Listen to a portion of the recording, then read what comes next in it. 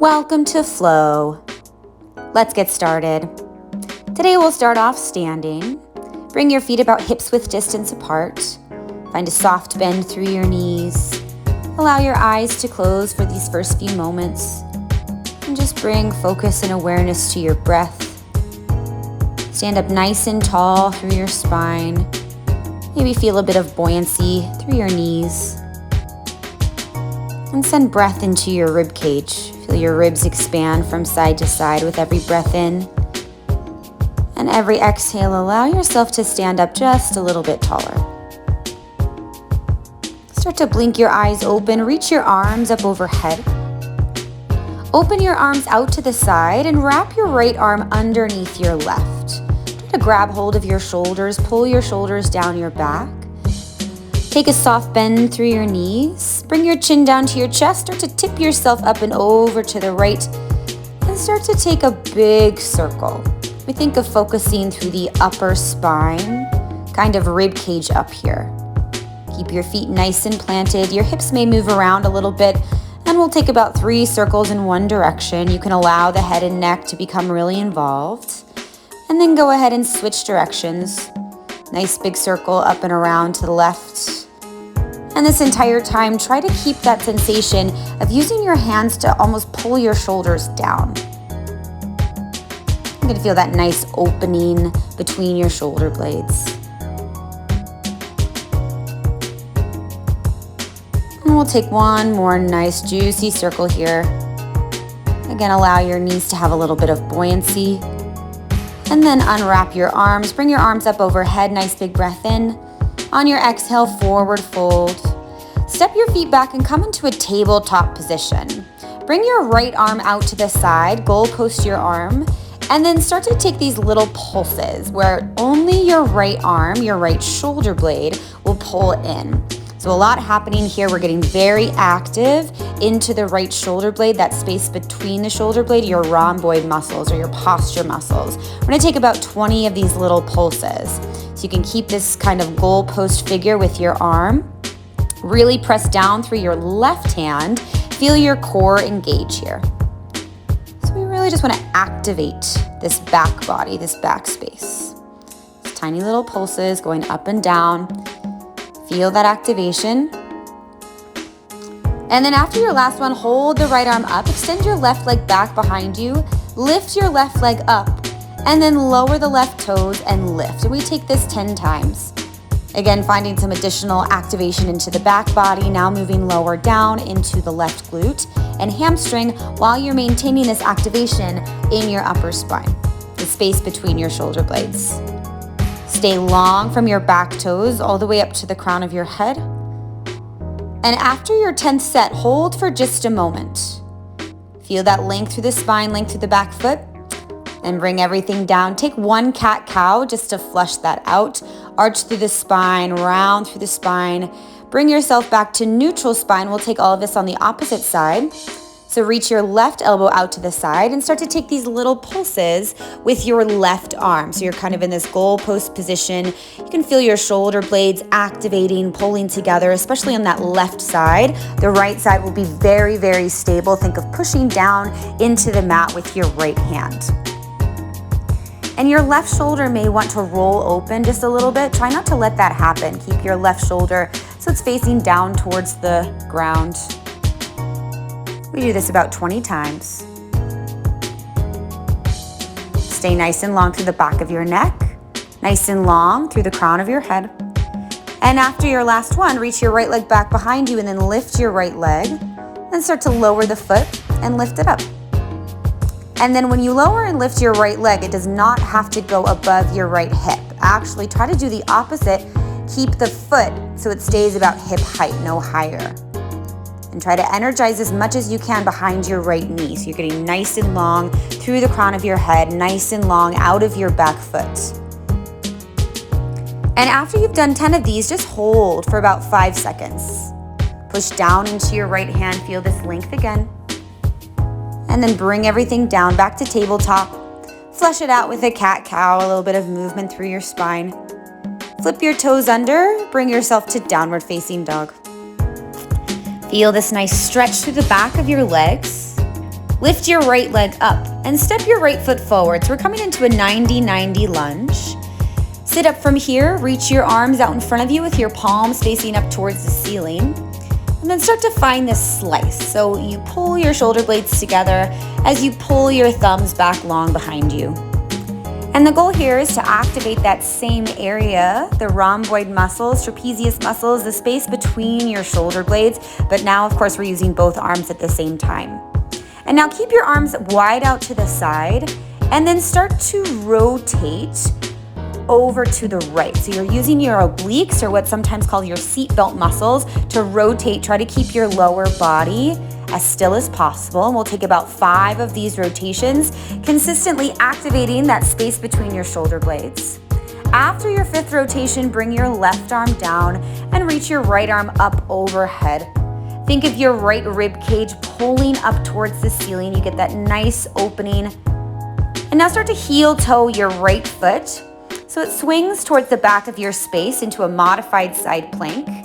Bend your top knee, an option to grab your ankle or your foot with your hand.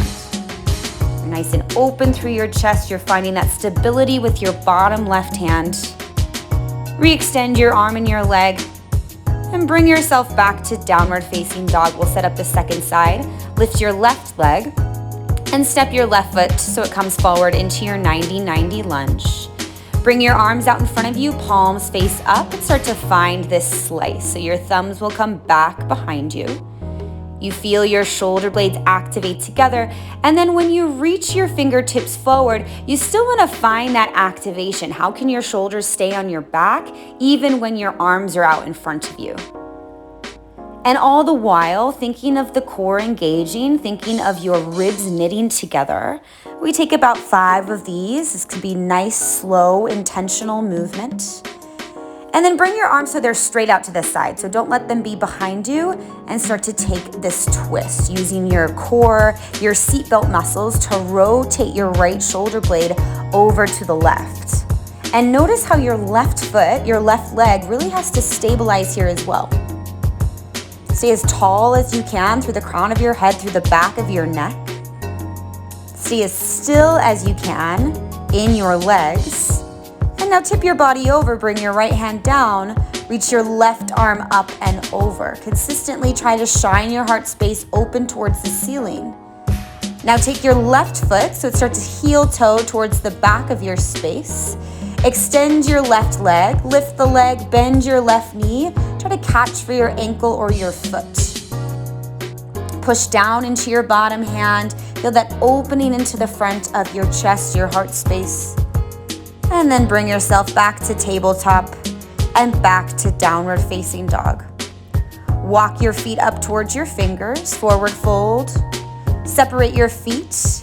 Bring your left fist so it comes towards the center of your feet, and reach your right arm up towards the ceiling. You can take an extra bend of your left knee. And now we'll swap sides. Bring your right fist down and reach your left arm up and open. Take a nice big bend through your right knee. Bring your left hand down to the ground. You could keep your feet slightly separated here. Reach your arms up for a chair pose. Goal post your arms. And then find the same little pulse that you found earlier. So now we're doing both arms at the same time. We're also finding a little bit of challenge in the lower body by staying in the squat. And we'll take about 20 of these.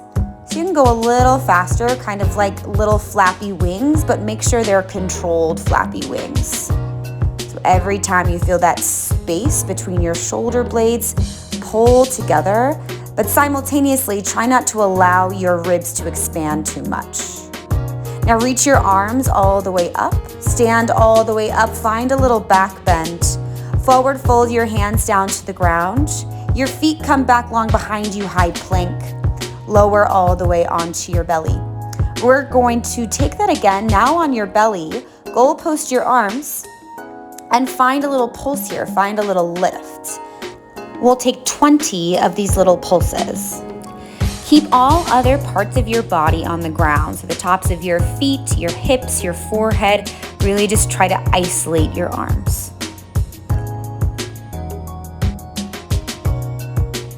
Stay nice and long through the spine. Think of that energy pulling your crown of the head away from your feet. Now we're getting close to the end here. Stay strong. We're probably feeling something between the shoulder blades. After your last one, after you've done 20, hold your shoulder blades together and extend your arms so they come out long in front of you and hold here. So another way to activate the back body. The head stays down for a moment, but then intentionally lift your forehead, intentionally lift your feet, and continuously find that pull from your fingertips to your toes, nice and long through the spine. Release, bring your hands by your ribs and push yourself back to a child's pose. This is just an opportunity to stretch out those spaces, especially the space between your shoulder blades.